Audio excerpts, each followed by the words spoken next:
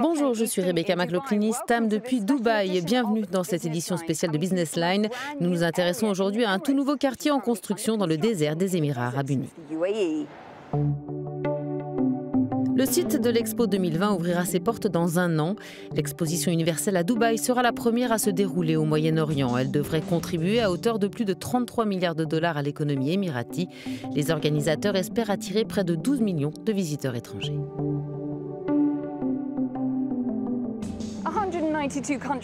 Parmi les quelques 190 pays participant à cet événement, près d'une centaine ont choisi de construire leur propre pavillon. Les travaux de construction majeurs sont déjà terminés et vous allez le voir, le projet a récemment franchi une étape importante.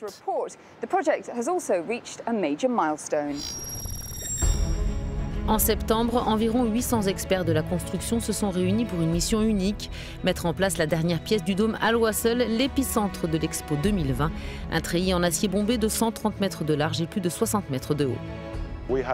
Nous avions la meilleure équipe au monde, des ingénieurs, des entrepreneurs et des spécialistes qui ont encadré l'ensemble du processus. Nous avons conçu un nouveau monument emblématique à Dubaï. Mais si l'architecture est sans aucun doute audacieuse, la structure de 724 000 m3 s'inspire de la vie quotidienne.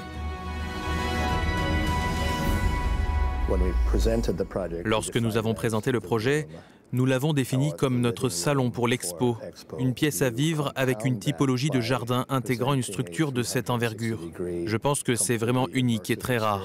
Ajoutez à cela une surface de projection à 360 degrés, visible de l'intérieur et de l'extérieur, car la structure est en fibre de verre et reflète une lumière extraordinairement unique.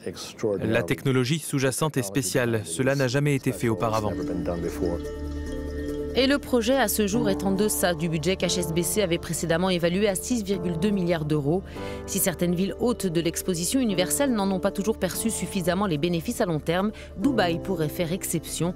L'événement pourrait accroître de 1,5% le produit intérieur brut des Émirats arabes unis chaque année.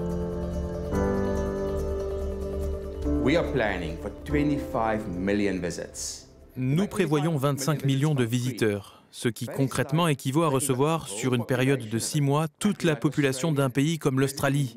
C'est notre niveau d'ambition. Les yeux du monde entier sont tournés vers Dubaï, qui semble en passe de réussir son pari.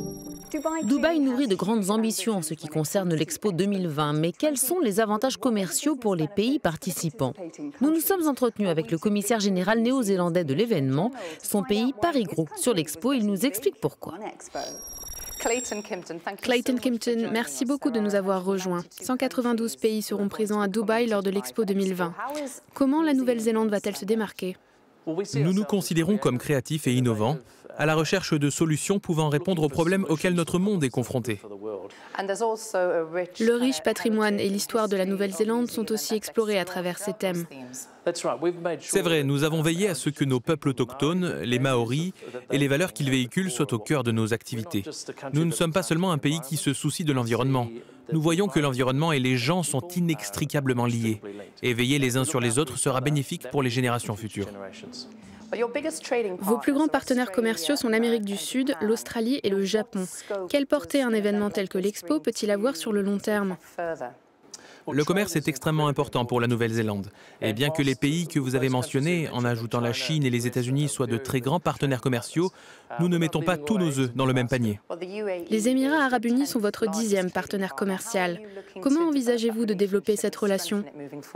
Les Émirats arabes unis sont importants non seulement pour les ventes que nous réalisons ici, mais aussi pour nos exportations en Afrique du Nord, en Asie centrale et en Europe. Nous voulons que cela se développe et s'accroisse. Un certain nombre de sociétés néo-zélandaises sont déjà implantées ici. Nous en voulons plus, avec des sièges sociaux plus grands et des bureaux régionaux destinés à réexporter ce qu'ils fabriquent. Vous exportez principalement des produits laitiers, de la viande et du vin. Quel secteur de l'industrie ou de la technologie aimeriez-vous pousser en avant? Notre industrie cinématographique est très importante, mais nous voulons développer le secteur informatique, celui de la santé, de l'éducation et de la technologie. Nous ne voulons pas laisser les autres branches de côté, mais nous cherchons vraiment à pousser ceci.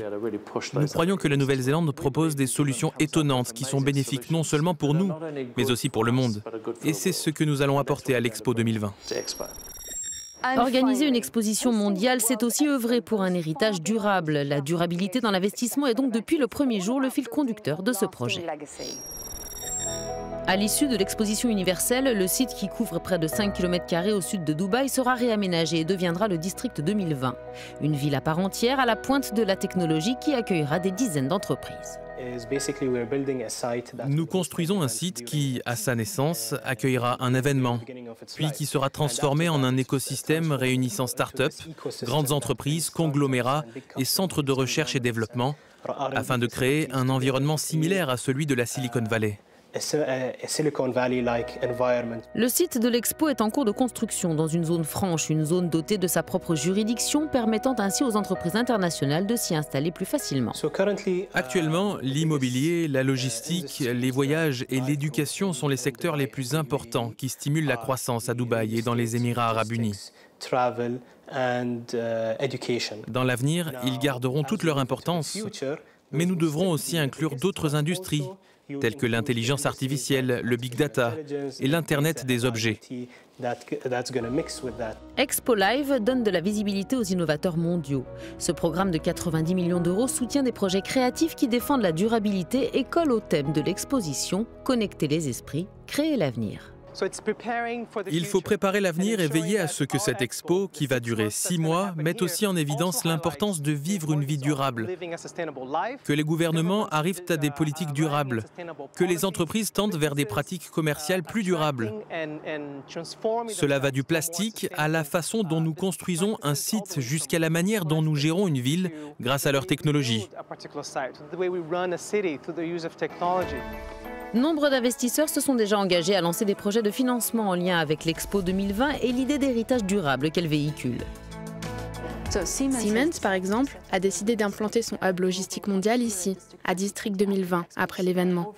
L'entreprise Accenture doit aussi s'y installer. Et nous avons récemment annoncé une collaboration avec Atlas Capital.